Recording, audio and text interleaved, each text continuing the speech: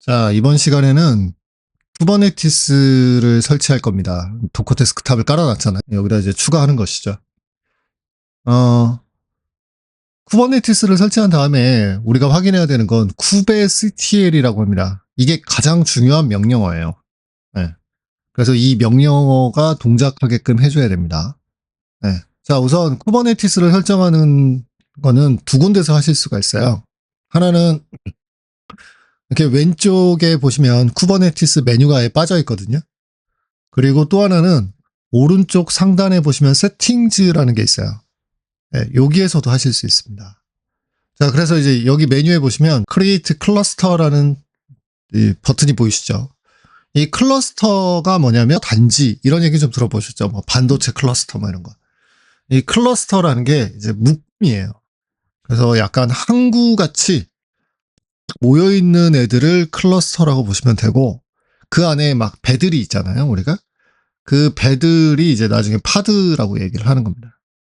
네. 자, 어쨌든 나중에 이제 시간이 지나면서 제가 점점 많은 비유를 좀 들어서 설명을 드리도록 하겠습니다. 자, 이 클러스터를 구성하기 위해서 타입이 지금 보시면 두 가지 타입이 보이는데, 하나는 쿠베 어드민이라고 보통 읽어요. 쿠베담 뭐 이렇게 읽기도 하지만, 싱글 로드, 단일 로드의 클러스터를 구성할 때 쓰는 애가 쿠베담이고, 그 다음에 kind라는 애가 있습니다. 그래서 one or more nodes, 그러니까 여러 개의 노즈를 구성하는 애가 이 kind라는 애입니다. 또 노드라는 애는 뭐냐? 노드는 약간 그 항구가 있으면 그 항구 내에 구 같은 거예요.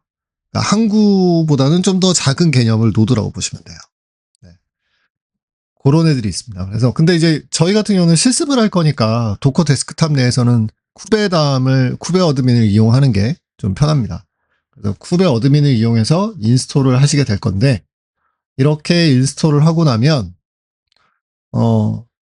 필요한 쿠버네티스에서 필요한 애들을 다운로드를 받게 돼요. 그걸 이미지라고 얘기하거든요. 그 컨테이너 이미지라고 얘기할 때 그 이미지들이 다운로드 받으면서 시간이 조금 걸립니다. 네.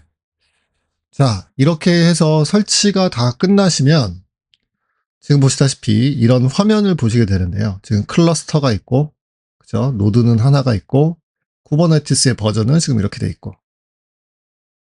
자, 그 다음에 요 안에 이제 디플로이먼트라고 보이고 또 파드라고 보이잖아요. 이 파드가 아까 설명드렸죠. 이게 가장 그 배 같은 개념이에요.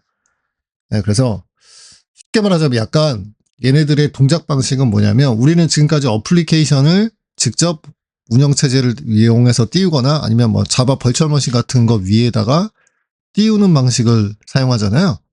근데 이제 쿠버네티스는 컨테이너 오케스트레이션이라고 합니다. 네, 그래서 컨테이너를 만들어주고 그 컨테이너를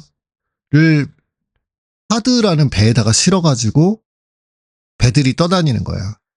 그 배들이 모이는 공간을 우리는 노드라고 부르고, 네, 그 노드들을 모아서 클러스터라는 이름으로 불러요. 근데 지금 이렇게까지 뭐 이렇게 어려워하실 만큼 막 깊게 이해하실 필요는 없어요. 그냥 이런 게 있구나 정도로만 봐두셔도 충분합니다. 자, 아까도 말씀을 드렸지만 저희가 쿠버네티스를 설치하고 나면 가장 중요한 명령어는 kubectl이라는 명령어입니다. 됐죠? 그래서 이제 여러분이 이게 정상적으로 설치가 딱 되셨으면 어떤 걸 해보셔야 되냐면, 무조건 터미널 같은 거 여셔가지고요, kubectl이라는 명령어를 직접 한번 쳐보셔야 돼요. 이렇게. 그랬을 때 지금 제가 나오는 것처럼 막 뭔가가 실행되고 결과물이 나와줘야 됩니다. 이게 없으면 저희는 실행할 수가 없어요. 아무것도 못해요. 근데 나중에는 뒤로 가면 저희가 이 명령어를 매번 막 손으로 해야 되잖아요. 이거를 좀 아르고 CD라는 애를 이용을 해서 간단하게 하는 방법을 소개를 해드릴 거예요. 아시겠죠? 자, 그러면 이제 여기까지 해서 이제 쿠버네티스의 설치는 끝났고요. 그 다음에 이제 다음 시간에는 아르고 CD에 대해서 설명을 하도록 하겠습니다.